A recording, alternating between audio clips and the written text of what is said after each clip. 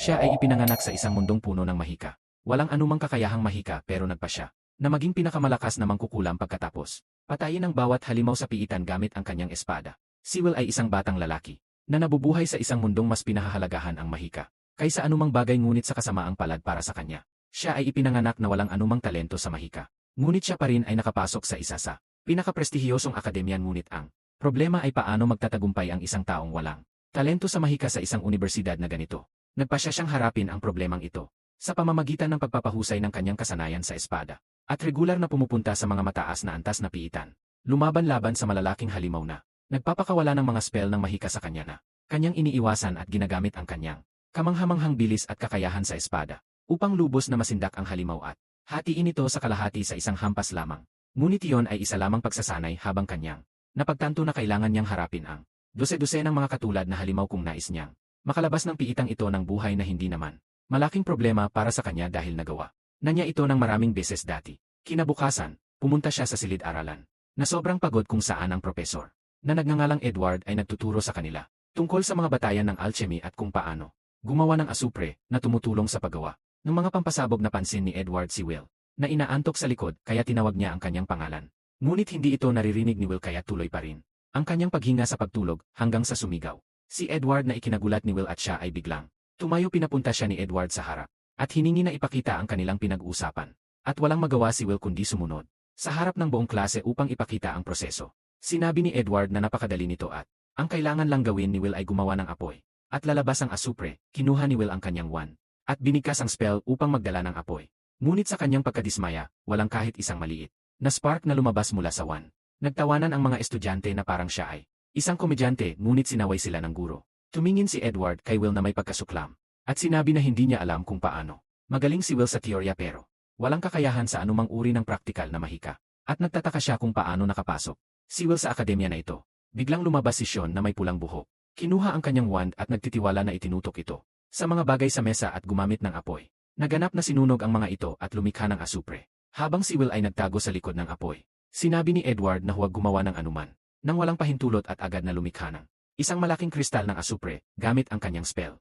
Sinabi niya na ang mahika ang pinakamahalagang bagay sa mundong ito dahil ang mga mangkukulam ay mga bayani. At upang mabuhay sa akademya kailangan maging magaling sa mahika ang mga estudyante. Ang mga mangmang na walang ideya kung paano kontrolin ang mahika ay dapat umalis na lang sa akademya.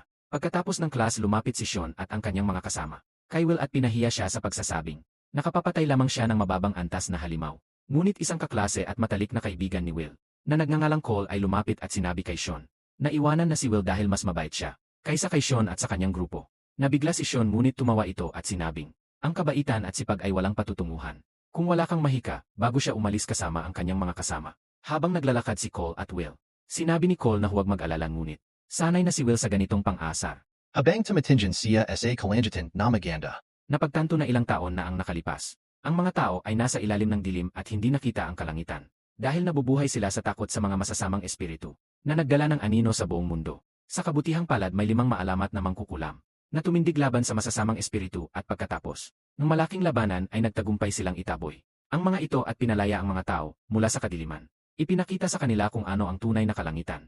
Ang mga mangkukulam na ito ay kilala bilang Majavanders at ang titulong ito ay ipinapasa sa pinakamakapangyarihang mangkukulam sa mundong ito. Naalala ni Will ang pangako na ginawa niya sa kanyang kaibigang si Elfie na pinakita sa kanya ang mga aklat ng kwento ng mga Majavanders at nangako silang magiging Majavanders balang araw. Si Elfie ay tinupad ang kanyang pangako dahil siya ay may kahangahangang talento at mabilis na umakyat sa ranggo upang maging pinakabatang Majavander sa kasaysayan at nagsimulang manirahan sa Divine Tower. Samantalang si Will ay naging mababa sa karaniwan. Halos kamakapit lamang sa kanyang pangarap at pangako. Kinagabihan pumunta si Will upang makipagkita kay Professor Walk na sumigaw sa kanya. Nang malaman na pumunta si Will sa antas 7 piitan, nang mag-isa at sinabi na isang araw, siya ay mapapatay humingi ng tawad si Will. Ngunit nagtanong kung makakakuha ba siya ng kredito para dito. Nagbuntong hininga si Walk at binigyan siya ng 2 kredito para sa kanyang ginawa. Ngunit habang nagdiriwang si Will, tinanong siya ni Walk kung hindi pa siya sumusuko. Sa pangarap na maging isang Vander sinabi niya na upang magkaroon ng maliit na pagkakataon na maging isang Vander kailangan niyang makapasok sa Upper Institute at upang magawa ito, kailangan niya ng maraming kredito sa pagsulat ng spellwork at pakikipaglaban kung hindi siya makakagamit ng anumang spell hindi siya makakakuha ng kredito para sa spellwork kaya't kahit gaano karaming kredito ang makuha niya sa iba pang 2. Hindi siya kailanman magiging kwalipikado. Sinabi ni Will na kahit ano paman ay susubukan niya. Kaya sinabi ni Walk na kailangan muna niyang makapagtapos. Ngunit sa kanyang pagkakaalam kailangan ni Will ang 4 na kredito sa pagtatapos ng linggo. Nagulat si Will at agad na nagsimulang maghanap ng mga halimaw na magbibigay sa kanya. Ang 4 na kredito ng sinabi ni Walk na may isang halimaw na tinatawag na Baskerville sa ika-6 na palapag, na hindi pa napapatay niyakap agad ni Will ang kanyang guro. Ngunit hindi nila alam na rinig ito ni Sean, at nagdesisyon na pumunta sa mga piitan upang patayin ang halimaw bago si Will, kaya siya ay mapatalsik sa akademya.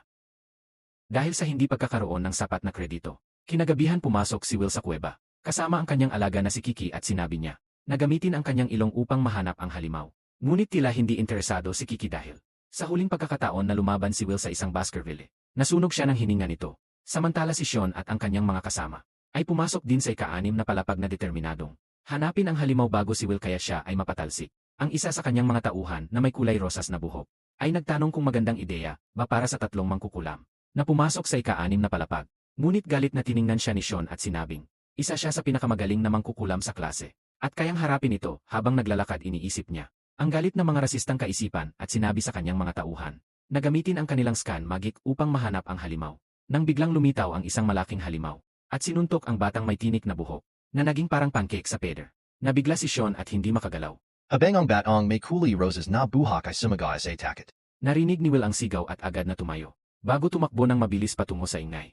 Nagilala sa kaligtasan ng isang tao. Pagliko niya sa kanto, nakita niya si Sean sa sahig na nagpapakawala ng apoy sa halimaw na tila hindi naapektuhan dito. Nakilala agad ni Will ang halimaw bilang Sentinel, isang napakalakas na halimaw na nagkakahalaga ng 0 kredito. Ngunit nagtaka siya kung bakit ito naroroon sa antas na iyon.